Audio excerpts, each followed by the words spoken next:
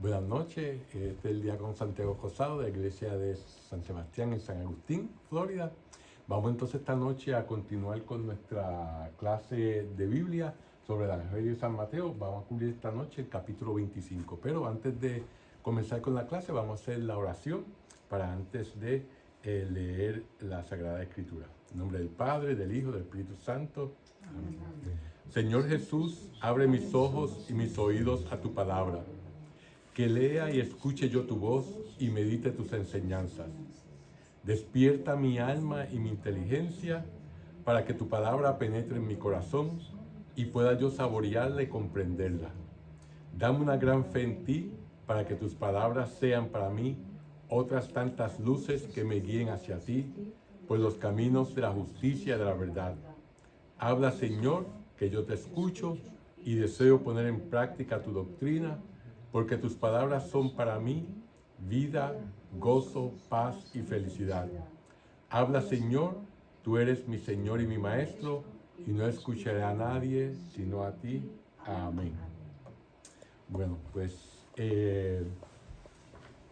la semana pasada cubrimos la primera parte del discurso escatológico, ¿verdad? Y vimos que el escatológico quiere decir de los últimos días, del final de los tiempos. Eso es lo que escatológico significa. Y este es el último discurso que Jesús da antes de ir a Jerusalén y entonces pasar por su pasión, ¿verdad? Por su muerte y su resurrección. Y cubrimos la primera parte del discurso que está en el capítulo 24, y entonces esta noche vamos a cubrir la segunda parte de este discurso que habla sobre el final de los tiempos. Vamos entonces a leer los primeros 13 versículos de este capítulo 25, que dice así, que es sobre la parábola de las 10 vírgenes. Dice: escuchen pues lo que pasará entonces en el reino de los cielos. 10 jóvenes salieron con sus lámparas para salir al encuentro del novio. 5 de ellas eran descuidadas y las otras 5 precavidas. Las descuidadas tomaron sus lámparas como estaban, sin llevar más aceite consigo. Las precavidas, en cambio, junto con las lámparas, llevaron sus botellas de aceite. Como el novio se demoraba en llegar, se adormecieron todas y al fin se quedaron dormidas. A medianoche se oyó un grito: «Viene el novio, salgan a su encuentro». Todas las jóvenes se despertaron y prepararon sus lámparas. Entonces las descuidadas dijeron a las precavidas: «Dennos un poco de su aceite, porque nuestras lámparas se están apagando». Las precavidas dijeron: «No habría bastante para ustedes y para nosotras. Vayan mejor a donde lo venden y compren para ustedes». Mientras fueron a comprar el aceite, llegó el novio. Las que estaban listas entraron con él a la fiesta de las bodas, y se cerró la puerta. Más tarde llegaron las otras jóvenes y llamaron: «Señor, Señor, ábrenos». Pero él respondió: «En verdad se los digo, no las conozco. Por lo tanto, estén despiertos, porque no saben el día ni la hora». Palabra de Dios. Pues fíjense que una vez más Jesús compara el reino de Dios con un banquete de bodas, ¿verdad? Como habíamos visto anteriormente, aquí lo sigue comparando con un banquete de bodas. Entrar en el reino es como participar en una fiesta nupcial, ¿no? Sin embargo, Mateo sabe hasta qué punto resulta fácil verse excluido de ella, de esta fiesta. Por eso el lenguaje del banquete nupcial es también el de una invitación a la vigilancia. La parábola exclusiva de Mateo, esta de las 10 vírgenes, solamente se encuentra en el Evangelio de Mateo, describe la situación de los que viven en el tiempo que separa la resurrección de Cristo de su venida final. O sea, todos y cada uno de nosotros, ¿verdad? Una vez Jesucristo resucitó y subió a los cielos, Pues entonces él dijo que iba a venir por segunda vez, ¿verdad?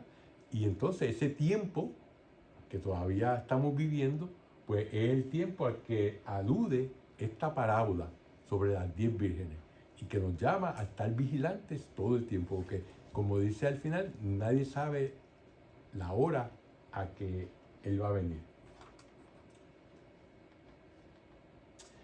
La distinción entre las jóvenes necias y las prudentes muestra que el mensaje de la parábola está centrado en la necesidad de estar preparados para recibir al esposo que retrasa su parucía. Como sabemos, la palabra parucía quiere decir la venida, ¿verdad? La segunda venida de Jesucristo es la parucía. Por lo tanto, como el esposo no llega, ¿verdad? Pues hay que estar preparado.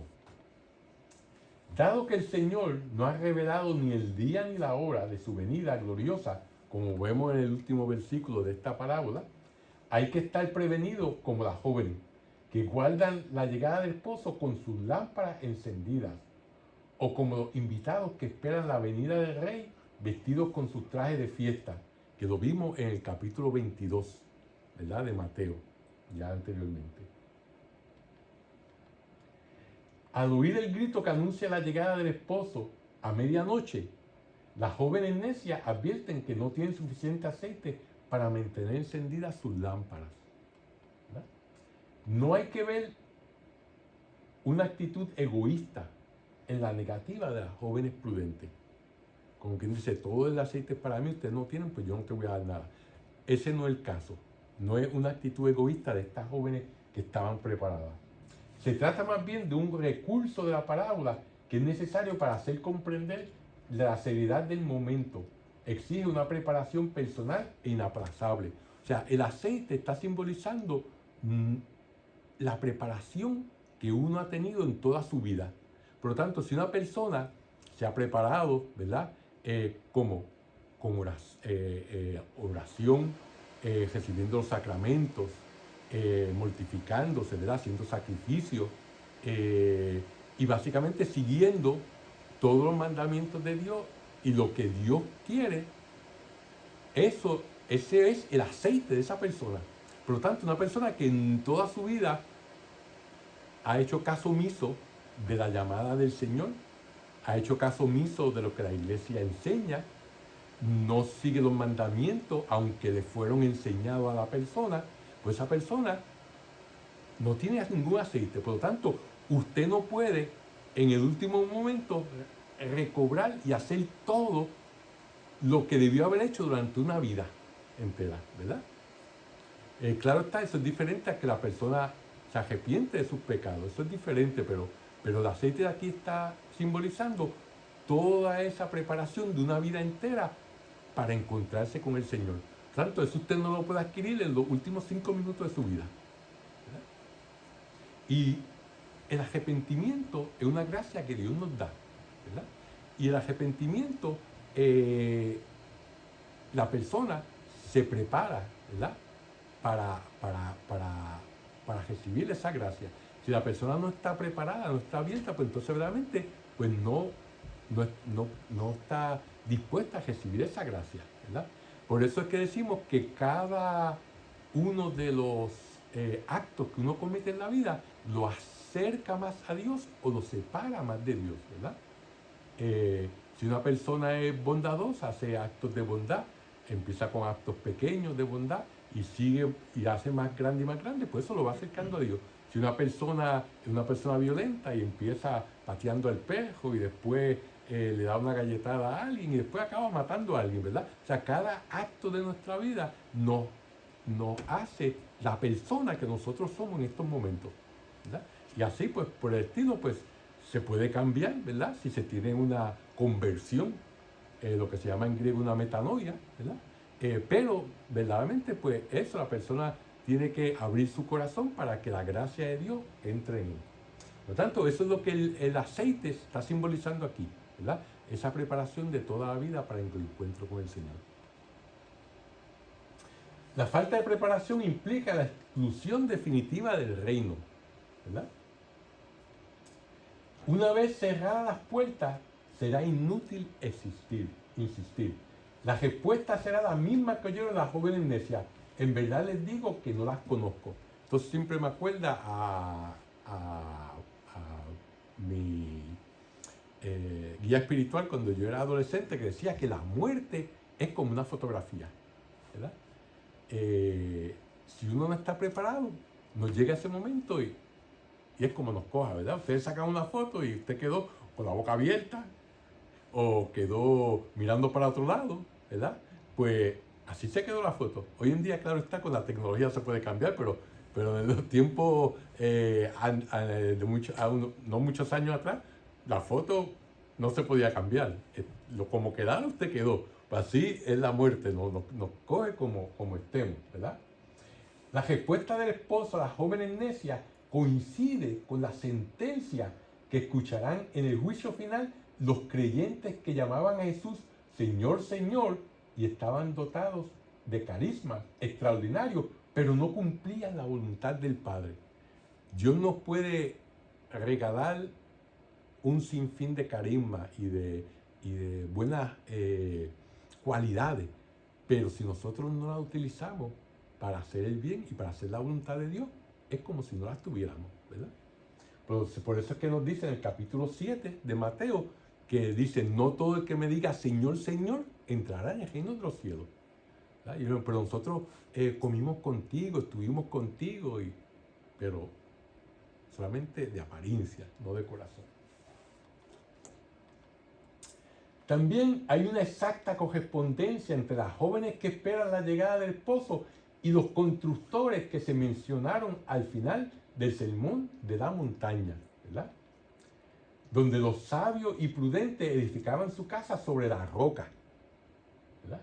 Y los necios las construyen sobre la arena. O sea, ahí podemos ver una correlación de ese pasaje del capítulo 7 de Mateo con este pasaje del capítulo 25, ¿verdad? Así como las jóvenes tenían aceite extra, ¿verdad? Y estaban preparadas, pues así también el hombre sabio y prudente construye su casa sobre la roca, donde verdaderamente no va, esa está construida sobre algo sólido, ¿verdad? Y así como las jóvenes necias no tenían aceite, pues también el hombre necio construye su casa sobre la arena. O sea que Mateo nos da estos temas de diferentes, Jesucristo nos los da de diferentes maneras, ¿verdad? Para que uno no lo entiende de una manera, lo entiende de otra. Por lo tanto, no basta con que estemos en la iglesia. Hay que mantener viva la fe y hacer buenas obras, ¿verdad? Por eso San Agustín nos dice que hay personas que están en la iglesia que no son de la iglesia, ¿verdad? Que están aquí, vienen a las actividades, tal vez vienen a misa, pero verdaderamente su corazón no está, no cumplen con los mandamientos de Dios. Y hay personas que tal vez no vienen a la iglesia, pero que verdaderamente están en la iglesia. Pero eso solamente Dios lo sabe. Porque Dios es el único que sabe lo que está en el corazón de las personas. San Agustín dice, vela con el corazón, con la fe, con la esperanza, con la caridad, otra palabra para amor, ¿verdad? Con las obras, prepara las lámparas, cuida de que no se apaguen, aliméntalas con el aceite interior de una recta conciencia. Permanece unido al esposo por el amor, para que él te introduzca a la sala del banquete, donde tu lámpara nunca se extinguirá. Mira qué bonito ese mensaje de San Agustín, uno de sus sermones referente a este pasaje, ¿verdad? Y dice, fíjense, aliméntalas con el aceite interior de una recta conciencia. O sea que nuestra conciencia nos ayuda a guiar, ¿verdad?, nuestra manera de actuar. Pero una conciencia solamente nos va a ayudar, una recta conciencia, si es una conciencia que ha sido educada, ¿verdad? Porque la conciencia hay que educarla, hay que enseñarla lo que es correcto y lo que es incorrecto. Por lo tanto, solamente sabiendo lo que Dios nos enseña a través de su palabra escrita, ¿verdad? Que es la Sagrada Escritura, así como nos enseña a través de la tradición, que es la revelación oral, ¿verdad? Que la iglesia es la depositaria de esa, ¿verdad? Pues es por eso, a través de esas cosas que nosotros podemos educar nuestra conciencia. Por tanto, si nuestra conciencia está educada, entonces la conciencia va a ser un buen guía para nosotros. Si nuestra conciencia no está bien educada, pues entonces lo que va a hacer es que nos va a llevar por el camino incorrecto, ¿verdad? Y con eso terminamos con esa parábola de las jóvenes, de las vírgenes necias y las vírgenes sabias, ¿verdad? Vamos entonces ahora a pasar a la próxima parábola de este capítulo, que es la parábola de los talentos, que dice así, dice, escuchen también esto, un hombre estaba a punto de partir a tierras lejanas y reunió a sus servidores para confiarles todas sus pertenencias. Al primero le dio 5 talentos de oro, a otro le dio 2 y al tercero 1, y cada cual según su capacidad, y después se marchó. El que recibió 5 talentos negoció enseguida con el dinero y ganó otros 5. El que recibió 2 hizo otro tanto y ganó otros 2. Pero el que recibió 1 cavó un hoyo en la tierra y escondió el dinero de su patrón. Después de mucho tiempo vino el señor de esos servidores y les pidió cuentas.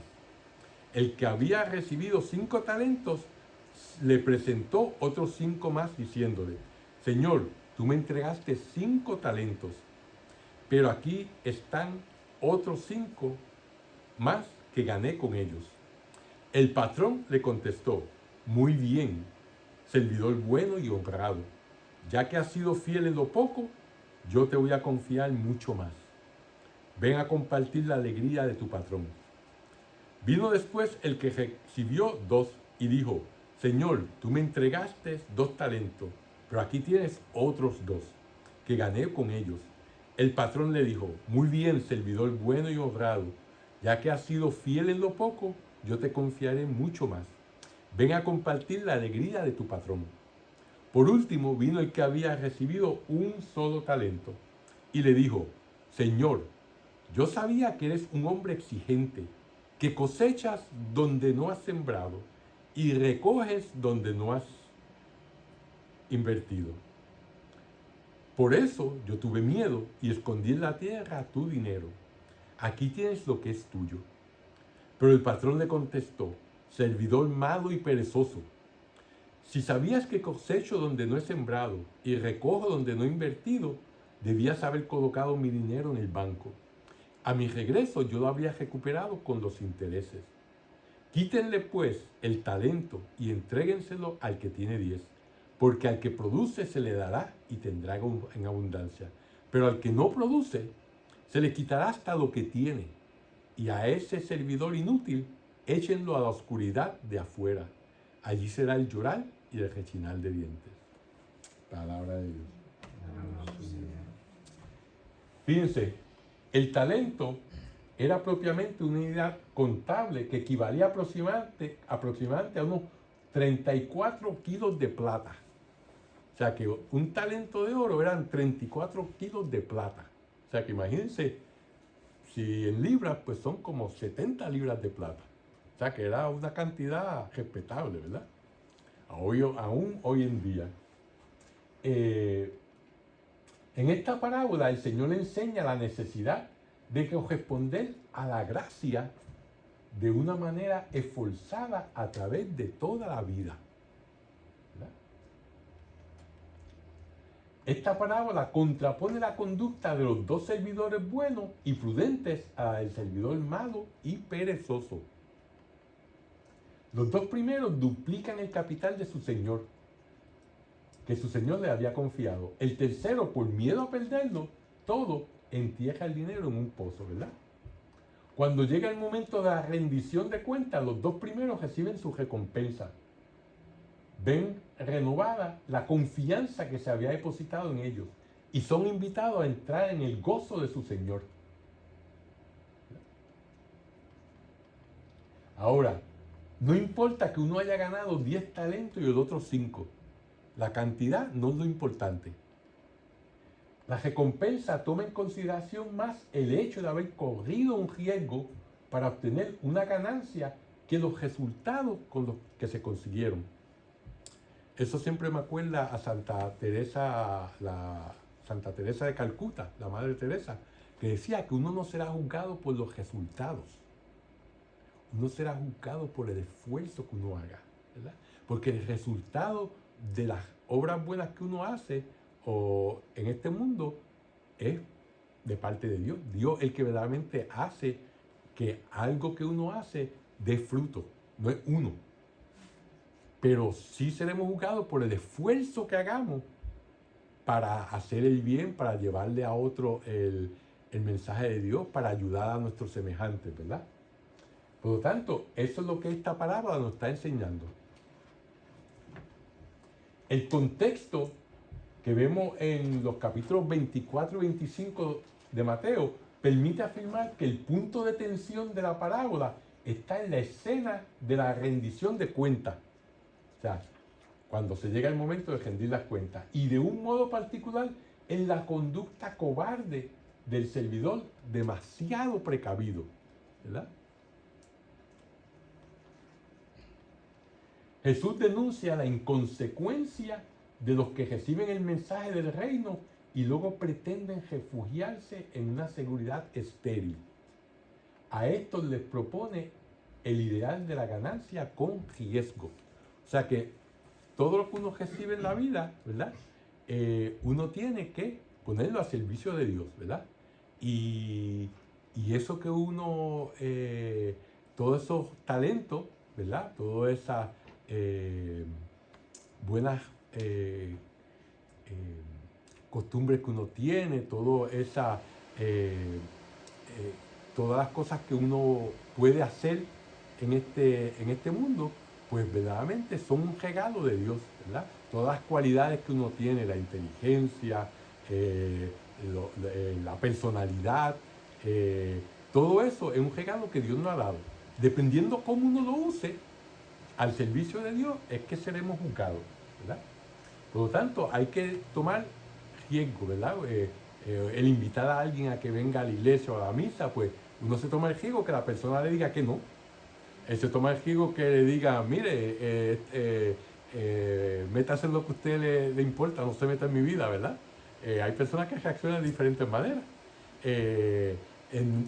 Cercanas a nosotros, o familiares, o amigos, o personas en el trabajo, ¿verdad? Pero uno se toma ese riesgo, ¿verdad? Pero si verdaderamente uno se toma el riesgo, pues entonces tiene la oportunidad de ganar. Es como cuando uno invierte en la bolsa de valores, por ejemplo. Sí, tiene el riesgo de perder, pero si gana mucho más, ¿verdad? Pues y el riesgo vale la pena el que uno invierta en ese sentido. Pues así mismo, pues Jesucristo está poniendo un ejemplo económico para compararlo con el ejemplo espiritual de la vida espiritual, ¿verdad? El regreso del dueño representa la parucía de Cristo, la segunda venida de Cristo, ¿verdad? El ajuste de cuenta es imagen del juicio final, como lo muestra el castigo infligido al servidor perezoso, ¿verdad? Cuando venga a él en todo su poder, ¿verdad? Y entonces ahí es que se sabrá quién es quién. Otros temas relacionados con la escatología, o sea, con el final de los tiempos, ¿verdad? Son que el largo tiempo de espera, ¿verdad? Al principio los cristianos creían que Jesucristo iba a venir ya inmediatamente. San Pablo creía que iba a venir, y la primera carta de los tesalonicenses, cuando uno se la lee, es básicamente diciendo a ellos que, pues sí, Jesucristo va a venir rápido, pero uno no sabe cuándo, por lo tanto, sigan trabajando, sigan haciendo las cosas, porque la gente dejó de trabajar porque ya venía Jesucristo, ¿verdad? Así, y vendieron sus cosas y se echaron a esperarlo. Y él dijo, no, ustedes tienen que seguir haciendo todas sus cosas, tienen que seguir cuidando de su familia, tienen que seguir trabajando, tienen que seguir porque ustedes no saben cuándo viene, ¿verdad? Por lo tanto, y todavía después de más de 2000 años, pues lo seguimos esperando. Y sabrá Dios cuánto más tiempo hay que esperarlo, o si viene esta noche, o dentro de 5 minutos, ¿verdad? Eso uno no lo sabe. Por lo tanto, ese largo tiempo de espera nos está poniendo aquí en este capítulo 25 como la tardanza del esposo, ¿verdad? Y en el 24, o sea, cuando vimos ya la parábola de las vírgenes, ¿verdad? De las 10 vírgenes, que estaban esperando por el esposo que llegara para empezar la fiesta nupcial, ¿verdad? Y también el otro tema es la desproporción entre la tarea llevada a cabo y la recompensa recibida. Nosotros hacemos así y Jesucristo nos da así, ¿verdad? Nosotros hacemos, pero realmente nunca podremos hacer nada para ganarnos el cielo. No importa lo que uno haga, no importa lo bueno que uno sea, no importa cuántas misas uno vaya, no importa cuántas obras de caridad uno haga, nada de eso nos puede ganar el cielo. ¿Por qué? Porque ya Jesucristo nos ganó el cielo. Ya Él nos lo dio a nosotros. Al morir por nosotros, Él abrió las puertas del cielo. Ya Él ganó el cielo para nosotros. Lo único que nosotros tenemos que hacer es mantener ese regalo que Él nos ha dado. Mantenerlo como haciendo su voluntad, siguiendo sus mandamientos, ¿verdad? Por lo tanto, es una desproporción tremenda lo poco que nosotros hacemos. Las buenas obras que nosotros hacemos son el producto del amor que nosotros le tenemos a Dios, ¿verdad? Si nosotros lo amamos a Él, por ende vamos a amar a nuestro prójimo. Y si amamos a nuestro prójimo, entonces vamos a tratar de hacer el bien a nuestro prójimo, ¿verdad? No por ganarnos el cielo, sino por agradar a Dios, ¿verdad? Por lo tanto, ya el cielo ya está ganado para nosotros. Nosotros lo que hagamos, nada de lo que hagamos nos gana el cielo. Sino que las buenas obras son la consecuencia de la fe y del amor que le tenemos a nuestro Señor Jesucristo, ¿verdad? Asimismo, la parábola tiene una dimensión eclesiológica, o sea, una dimensión de lo que es la iglesia. No está hablando de lo que es la iglesia, ya que propone un ejemplo de la vida cristiana para el periodo que va de la glorificación del Señor hasta su segunda venida. O sea, nos está diciendo cómo nosotros nos tenemos que comportar en este periodo de espera, ¿verdad? Como iglesia, como el cuerpo de Cristo que somos, ¿verdad? Los discípulos de Jesús tienen la obligación de hacer fructificar los bienes del reino durante el tiempo que se les concede, ¿verdad? Nosotros tenemos que hacer que lo que nos han dado, multiplicarlo.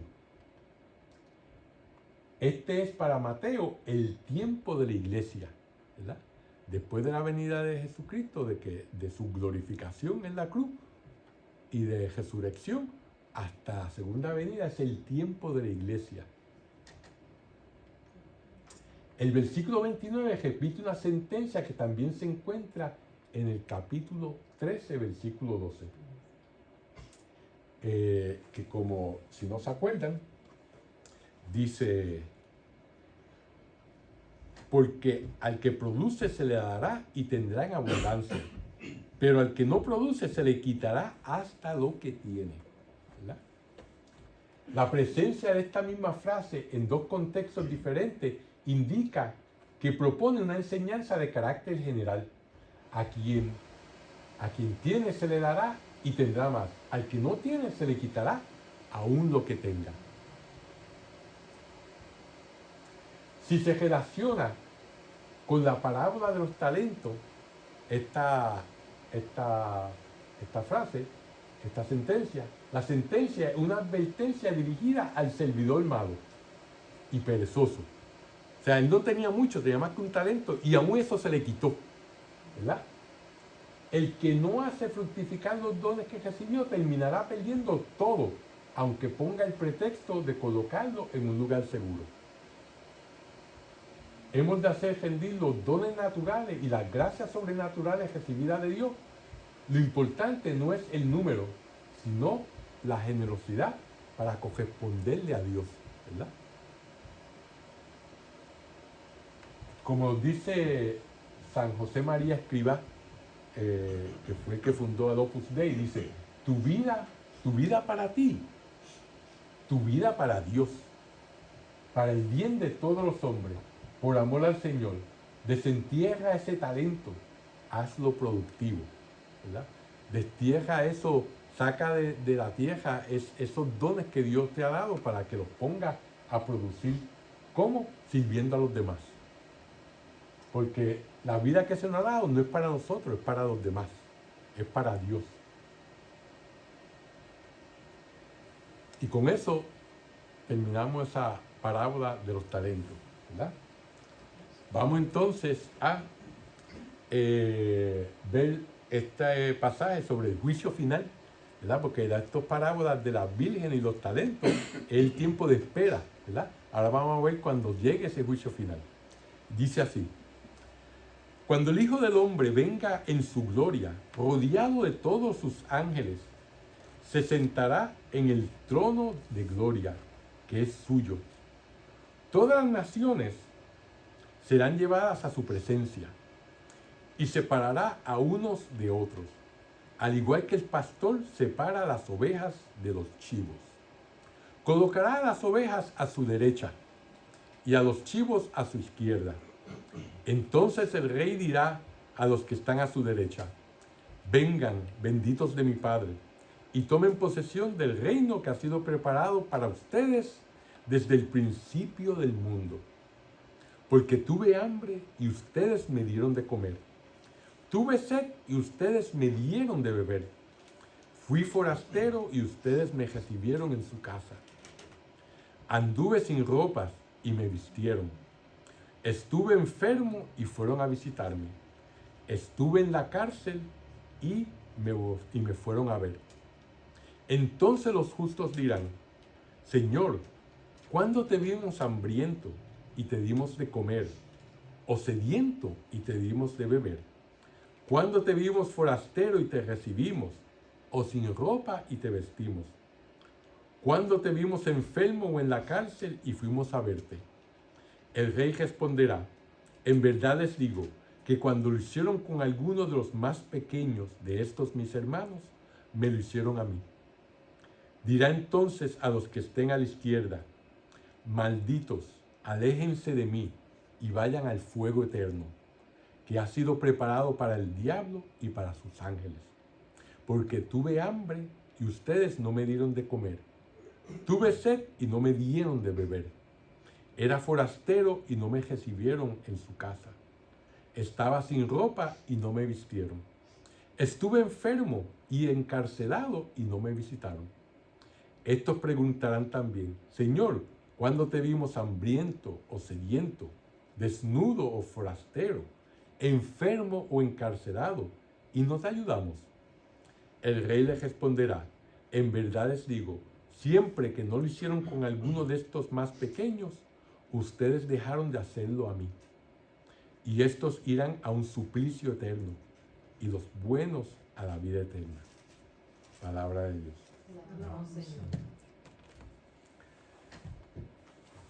Las tres parábolas anteriores se terminan con otra parábola que anuncia el juicio del Señor. O sea, este es como el cherry arribita del helado, ¿verdad? Esto es lo que culmina esas parábolas que hemos visto, que hemos oído desde el capítulo 24 y todo el 25. Jesús presenta este juicio final con toda su grandiosidad. Como nos dice el Catecismo de la Iglesia Católica, dice: entonces se pondrán a la luz la conducta de cada uno y el secreto de los corazones. Entonces será condenada la incredulidad culpable, que ha tenido en nada la gracia ofrecida por Dios. La actitud con respecto al prójimo revelará la acogida o el rechazo de la gracia y del amor divino, ¿verdad? O sea, como este va a ser el juicio final, esto será a la luz de todo el mundo, ¿verdad? Todo el mundo sabrá nuestras vidas en detalle. A diferencia del juicio personal que ocurrirá cuando nosotros morimos, ¿verdad? Pero este va a ser el juicio al final de todos los tiempos, ¿verdad? Donde se juzgarán a vivos y a muertos, ¿verdad? Por lo tanto, pues ahí entonces se conocerá el secreto de todos los corazones, ¿verdad?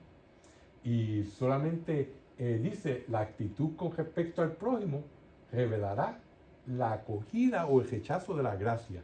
Podemos decir, sí, yo te quiero, yo te adoro, pero no, si nuestros actos no respaldan lo que decimos, ¿verdad? Pues entonces, pues, no valieron de nada.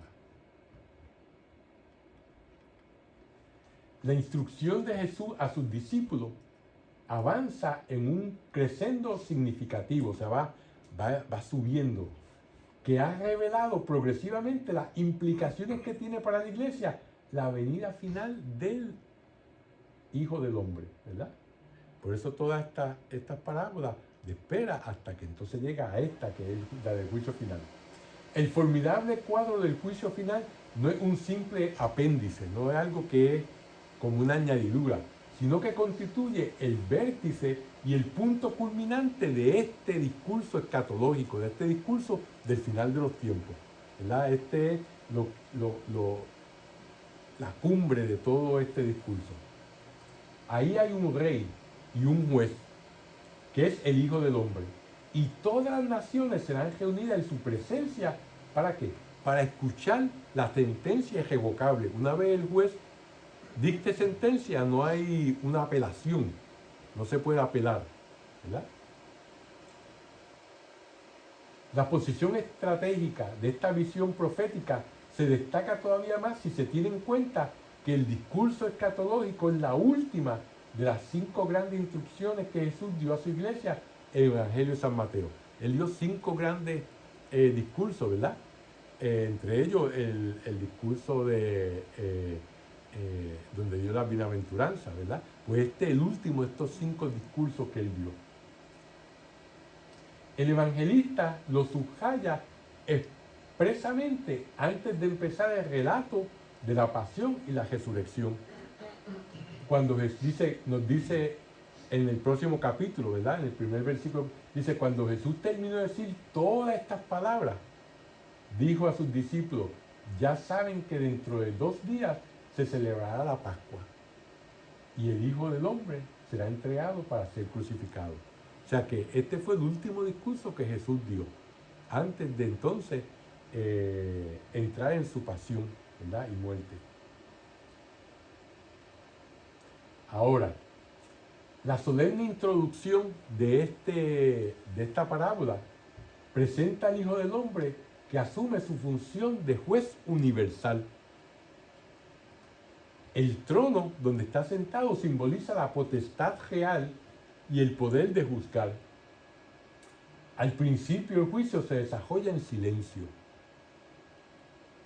El juez separa a unos de otros, como el pastor separa las ovejas de los cabritos, ¿verdad?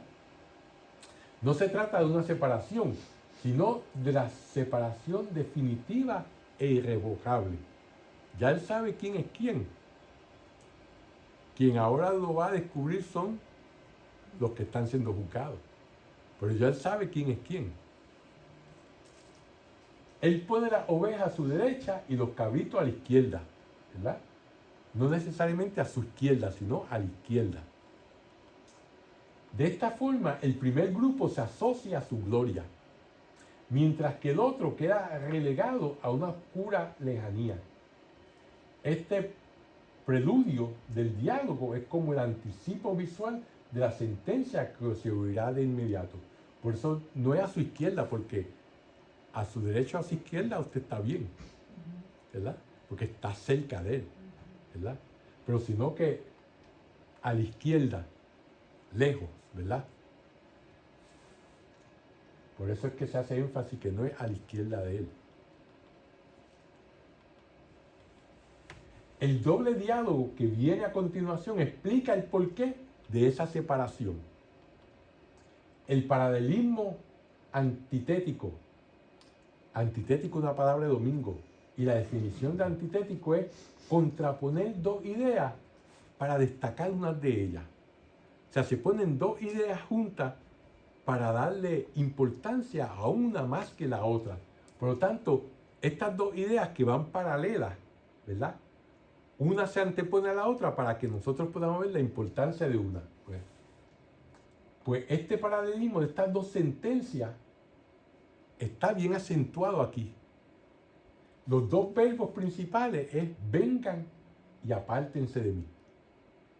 Eso es lo que, las dos ideas que está dando este paralelo. Vengan, ustedes buenos de mi hijo, ¿verdad? Y que me ayudaron y que me cuidaron, ¿verdad? Y ustedes apártense de mí, ¿verdad?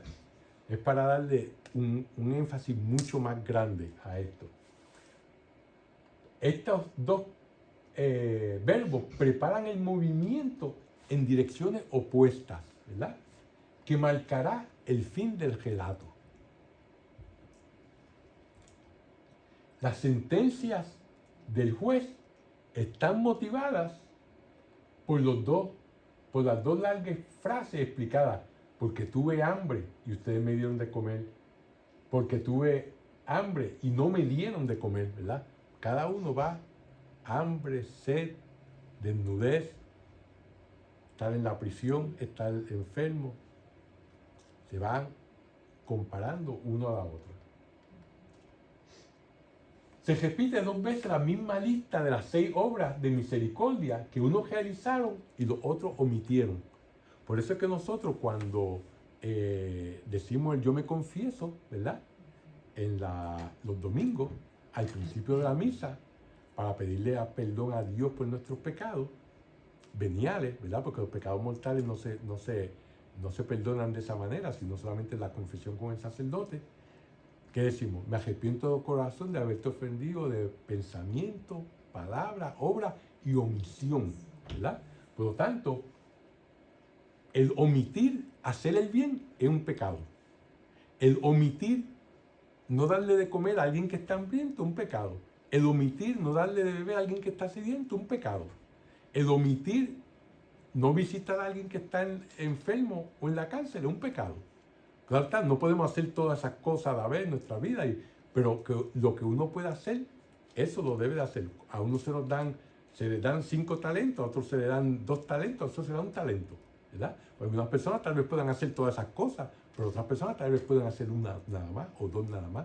Pero en base a los talentos que tenemos, como lo usemos, es que seremos juzgados, ¿verdad? Por lo tanto, el omitir es tan malo como el hacer.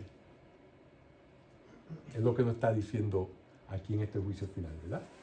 El mundo es un campo donde crecen juntos el trigo y la cizaña, como vimos en la parábola de la cizaña en el capítulo 12, ¿verdad? De Mateo. El bien y el mal, la generosidad y el egoísmo coexisten en la historia, ¿verdad? Muchas veces en diferentes personas, muchas veces en nosotros mismos. Nosotros tenemos el trigo y la cizaña en nuestras almas, ¿verdad? Pero al fin el mismo Cristo dará su justa recompensa a quienes lo hayan recibido o rechazado. La separación realizada por el Hijo del Hombre en el juicio final evoca la separación llevada a cabo por Dios en los orígenes del mundo. ¿A qué nos estamos refiriendo? Nos estamos refiriendo a que según la descripción del Génesis, la creación fue el resultado de que una poderosa separación, ¿verdad?, de un juicio victorioso de la palabra de Dios sobre las fuerzas del caos. Como nos dice en el Génesis, ¿qué hizo Dios? Dividió, separó las aguas de la tierra, ¿verdad? Y de esa manera fue que se creó el universo, se creó la tierra, ¿verdad? Por lo tanto, esa separación del bueno y del malo nos trae a congelación esa separación que hubo en la creación, donde lo que había era un caos, donde todo estaba ahí revuelto, junto, ¿verdad? Por lo tanto, eso es algo que tenemos que tener en cuenta, ¿verdad? Mediante sucesivas separaciones, el caos se diluye y aparece el cosmos, en especial la tierra habitable, en el Génesis, ¿verdad? Ahora, la separación en esta parábola no tiene por objeto el cielo y la tierra y los mares, sino la humanidad.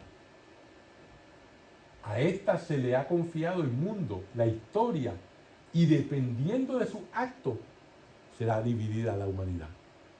Será dado todo a todos nosotros, ¿verdad? Y en base a eso, a cómo nosotros utilicemos esos dones que son dados, entonces se nos separará. Así como al principio de la creación, Él separó la tierra de los mares, separó el cielo y la tierra, ¿verdad? Pues así mismo va a separar la humanidad al final de los tiempos. Tanto los elegidos como los réprobos se dirigen a Jesús llamándolo Señor. Sin embargo, esta invocación por sí sola no garantiza la salvación de la persona que lo pronuncia. Como dice en el capítulo 7, no son los que me llamen Señor, Señor, los que entrarán al reino de los cielos, sino todo aquel que haga la voluntad de mi Padre, ¿verdad? Toda esta escena subraya el contraste entre dos momentos en la vida del juez. Primero oculto y después revelado, ¿verdad? En efecto, la doble sentencia provoca el estupor de los enjuiciados, porque en forma inesperada relaciona los pobres indigentes con el juez que decide su suerte eterna. O sea que en todo ser humano Jesucristo está oculto, ¿verdad? En los pobres, en los ricos, en los blancos, en los negros, en los hombres, en las mujeres. En todo y cada uno de nosotros Jesucristo está, pero está de una manera escondida, ¿verdad? Por eso la Santa Teresa de Calcuta, la Madre Teresa, ¿verdad? Decía que ella podía cuidar de los más pobres, de los más menesterosos, de aquellos que olían mal, de aquellos que tenían la carne se la estaba haciendo comida por gusanos, ¿verdad? Porque ella veía en cada persona a Jesucristo, ¿verdad? Y dice una anécdota de un reportero que fue a pasarse un tiempo con ella, ¿verdad? Y entonces lo vio a ella que ella le trajeron a un hombre que estaba comido de gusanos, ¿verdad? Estaba muriendo, estaba comido de gusanos. Y imagínense en el olor, imagínense esto. Y ella empezó a bañarlo con un amor como si estuviera bañando un bebé. Y el tipo eso le impactó. Y le hace el comentario a ella y le dijo, yo no haría lo que usted hace ni que aunque me dieran $1.000.000. Y ella lo miró y le dijo, yo tampoco lo haría por $1.000.000. ¿Verdad? Y yo lo hacía porque amaba a esa persona y veía a Jesucristo en esa persona, ¿verdad? Ninguno de ellos tenía conciencia, ¿verdad? De estas personas que están siendo juzgadas, que seremos todos y cada uno de nosotros, tenía conciencia de haber acogido o rechazado al Señor cada vez que prestaba o negaba su ayuda a uno de estos hermanos suyos más pequeños. Ellos creían que este encuentro con el juez universal había sido el primero. Lo estaban viendo por primera vez, en toda su gloria, ¿verdad? Cuando en realidad habían estado enfrentándolo cada día de su vida al juez. En ningún otro texto del Nuevo Testamento se afirma con tanta claridad que un acto de omisión puede ser tan grave como una acción voluntaria. En este pasaje no nos deja sin lugar a dudas de que un acto de omisión es tan grave como el uno matar a una persona, ¿verdad? Como el uno decir una mentira, como el uno no ir a la misa, como el uno ser una persona que le es infiel a su esposa o a su esposo, ¿verdad? Todos esos actos son pecados mortales. Pero asimismo, el no hacer el bien es un pecado mortal. ¿A quiénes Jesús llama estos hermanos míos más pequeños? Y aquí hay más de una manera de interpretar esto. Y vamos a discutir ambas maneras para ver cuál es la más correcta, ¿verdad? Basándose en el uso de esta expresión en el Evangelio de Mateo, especialmente en el discurso de misión que está en el capítulo 10 y en el discurso comunitario que está en el capítulo 18, algunos intérpretes, algunos estudiosos de la Biblia, afirman que se trata de los discípulos de Jesús, ¿verdad? Estos hermanos míos más pequeños. O sea que cuando él se refiere a eso, se está refiriendo a sus discípulos. El demostrativo estos parece indicar que ellos están presentes, ¿verdad? En consecuencia, la expresión todas las naciones se contrapone a la comunidad cristiana evangelizadora. Si seguimos esta interpretación, estamos explicando el por qué lo interpretan de esta manera, que está creyendo que estos, mis hermanos más pequeños, son los discípulos de Jesucristo. Las naciones son el conjunto de pueblos a los cuales Jesús envía a sus discípulos para anunciarles la buena nueva y que están destinados por eso mismo a ser sus discípulos, ¿verdad? Él envía a sus discípulos para que lleven a todas las naciones, que prediquen, los envía de dos en dos. ¿Se acuerdan cuando envió a sus discípulos para evangelizar? Hay distinción, incluso oposición entre estos hermanos míos más pequeños y todas las naciones, si uno lo interpreta de esta manera. Por lo tanto, la pregunta que se plantea en la escena del juicio es la siguiente: ¿en base a qué criterio se declararán justas o condenadas las naciones del mundo? ¿Cuál es el criterio que se va a utilizar? La respuesta que dan algunos intérpretes es por las obras de misericordia hechas o negadas a los discípulos de Jesús, especialmente los evangelizadores que han transmitido su mensaje. Eso es una interpretación de eso, ¿verdad? ¿Por qué? Porque Cristo los considera sus representantes. Por tanto, si ellos están representando a Cristo, pues Cristo, si tú los rechazas a ellos, estás rechazando a Cristo, ¿verdad? Por lo tanto, la razón de este criterio es la identificación de Jesús con sus discípulos. Porque nos dice en el capítulo 10, quien los recibe a ustedes, a mí me recibe. Y quien me recibe a mí, recibe a aquel que me ha enviado. En base a ese capítulo 10, muchos intérpretes dicen que lo que está pasando en el capítulo 25 es que se está refiriendo a mis pequeños, que son mis discípulos, los que van a predicar. Esta afirmación enuncia una regla familiar del derecho judío. O sea, que el enviado se equipara a la persona que le ha confiado el mandato. Ese representante representa a esa persona, por lo tanto, si tú la tratas mal, es como si lo estuvieras tratando mal al que lo envía, ¿verdad? Eso es lo que está diciendo. Esa es una interpretación.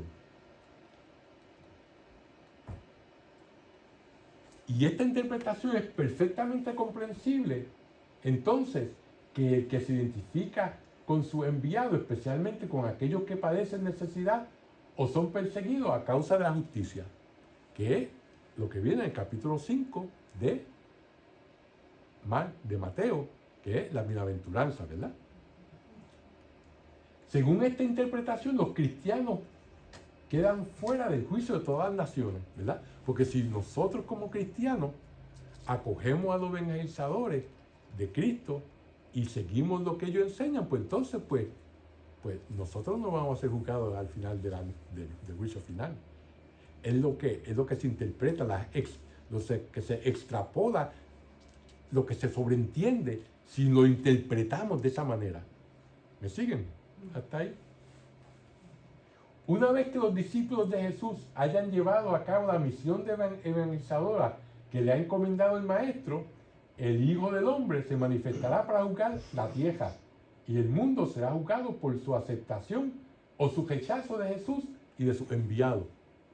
Es lo que pasaría si lo interpretamos de esa manera. El fin vendrá después que todas las naciones hayan podido aceptar o rechazar al Hijo del Hombre en la persona de sus mensajeros. Es lo que nos dice esta interpretación, ¿verdad? Otro intérprete, hasta ahí llega esa interpretación. Otros intérpretes señalan enfáticamente los inconvenientes de esta interpretación anterior. Ahora les voy a dar la segunda interpretación de ese pasaje que dice a estos mis pequeños, que lo hicieron con uno de estos mis pequeños. Estamos interpretando solamente esa frase de la parábola, ¿verdad? Para que ustedes vean cuán profundamente se puede ir en el estudio de la Biblia, ¿verdad? ¿Y qué diferencia hace? Porque esta interpretación está basada en esos pasajes anteriores del capítulo 10, ¿verdad? Como lo vimos ya. Ahora vamos a ver la segunda interpretación. Ella nos presenta a un Cristo que se solidariza, no con toda miseria humana, sino únicamente con los que forman parte de la comunidad de sus discípulos. Es lo que la primera nos está diciendo, ¿verdad? Un Cristo que solamente se solidariza, no con toda la humanidad, con toda la miseria humana, sino solamente los que forman parte de su comunidad de discípulos. Un Jesucristo exclusivo, ¿verdad? Es lo que la primera interpretación nos está dejando ver. Y eso es lo que los otros intérpretes no están de acuerdo con esta interpretación. Además, la imagen de la iglesia, Jesús está empobrecida, si uno sigue esta primera interpretación, ya que se identifica con un pequeño número de elegidos, solamente sus discípulos, ¿verdad? O sea, si en este mundo hay 7 billones de personas y la Iglesia Católica 1,1 billón, ¿verdad? Y los otros cristianos son como 500,000, 400,000, pues quiere decir que como 5 billones de gente se queda fuera, ¿verdad? Lejos de prolongar la línea moralizante de la sección anterior, la descripción del juicio final vendría a tranquilizar y reconfortar a los cristianos. O sea que en vez de llamarnos a capítulo a nosotros, si lo interpretamos de esa manera, lo que estamos diciendo es, ya nosotros estamos fuera de eso, ¿verdad? Y en otras palabras, el juicio final no nos concierne a nosotros. Si interpretamos, como estos pequeños míos, solamente a los discípulos de Jesús, ¿verdad? Los argumentos que fundamentan esta crítica tienen un peso que es innegable. Están limitando lo que es la iglesia, están limitando a quien Cristo vino a salvar, ¿verdad?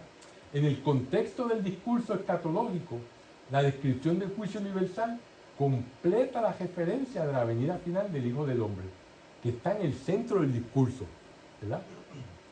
O sea que eso es lo que tenemos que mantener en cuenta, ¿verdad?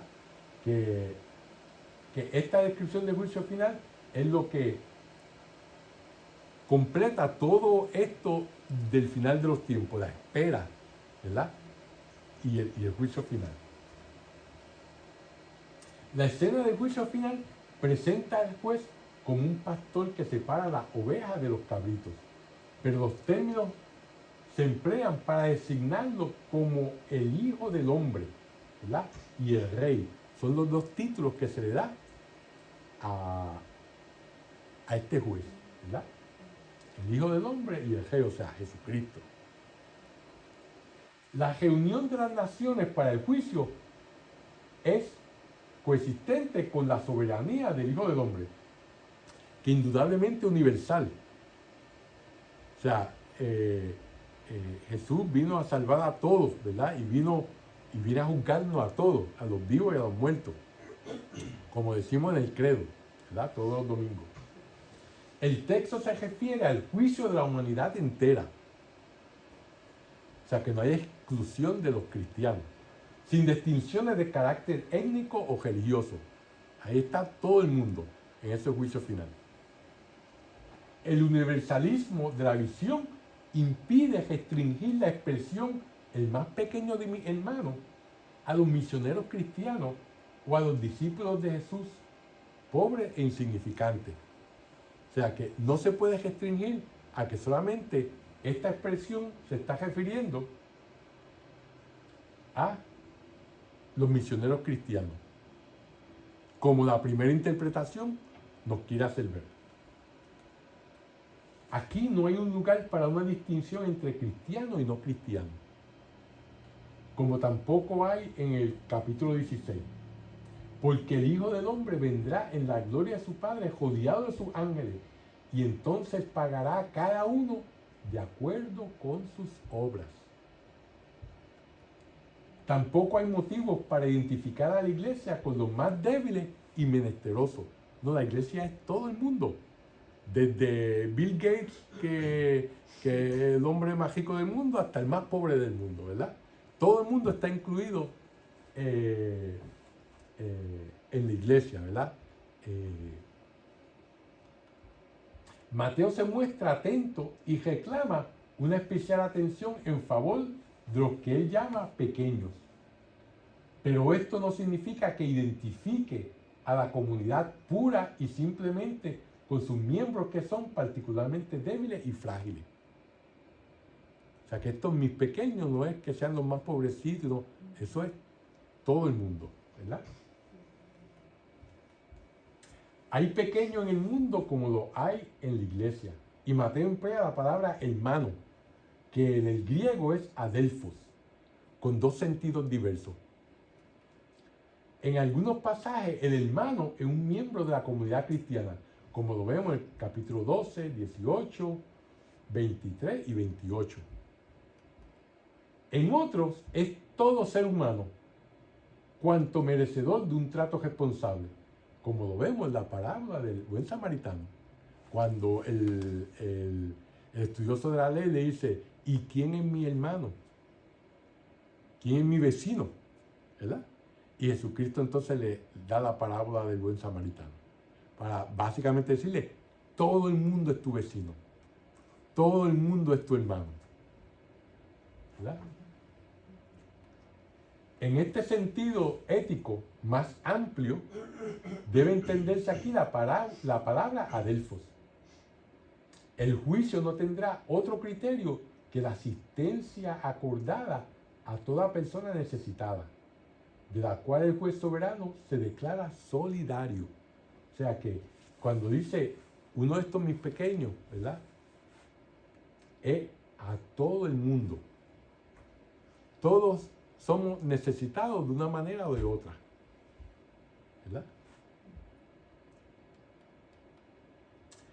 Por otra parte, en Mateo capítulo 10 y en 18, la palabra adelphos se emplea en contextos claramente eclesiales, que carecen del manifiesto universal de la escena descrita en el capítulo 25 del juicio, sobre el juicio final. Aquí en el contexto más amplio del juicio final, el Hijo del Hombre llama hermano a todos los indigentes. Nótese de paso que en el versículo 45 no vuelve a aparecer la palabra hermanos. Ciertamente esta descripción se dirige a los discípulos de Jesús, no para infundirle una falsa seguridad, sino para hacerles comprender que también ellos serán juzgados por las obras de misericordia que hayan realizado entre su vida. O sea que nadie se escapa del juicio final. Hasta el gato está ahí metido, ¿verdad? O sea que todo y cada uno, católicos, no católicos, judíos, musulmanes, ateos, todos serán juzgados. Así esta visión profética enseña cómo ha de manifestarse en la existencia cotidiana la fidelidad del Señor que va a venir. O sea que es día a día que nosotros estamos siendo juzgados. Lo que hacemos y lo que dejamos de hacer. No va a ser algo que va a pasar solamente, sino que todos los días nuestras acciones son juzgadas. Y entonces al final es que se llama capítulo, todo nuestras acciones. La actitud de vigilante espera debe hacerse efectiva en tarea precisa y en un espacio real en el servicio amoroso a los pequeños hermanos del rey. Porque el rey y juez soberano considera hermanos suyos a todos los necesitados de ayuda. La persona que presta ayuda a un indigente, aunque ella misma no lo sepa, acoge en realidad al Hijo del Hombre. Que no duden en decir, a mí me lo hicieron. Ningún otro pasaje del Evangelio hace ver con tanta elocuencia la necesidad de acudir en auxilio de los pobres e indigentes. La manifestación del juicio de Cristo lleva a su pleno cumplimiento el designio salvífico del Padre, ¿verdad? Este designio alcanza su culminación más allá de los límites del tiempo, pero en una relación intrínseca con lo que ha realizado la tierra. O sea que esta manifestación al final de los tiempos de Cristo, ¿verdad?, es lo que lleva a cumplimiento todo el plan de salvación que el Padre ha hecho después que Adán y Eva cometieron el pecado original, ¿verdad? Él hizo un plan de salvación para toda la humanidad. Y esta manifestación de Cristo en este juicio final lleva a cumplimiento eso que el Padre empezó en el Antiguo Testamento, desde el momento que Adán y Eva cometieron el pecado original, ¿verdad?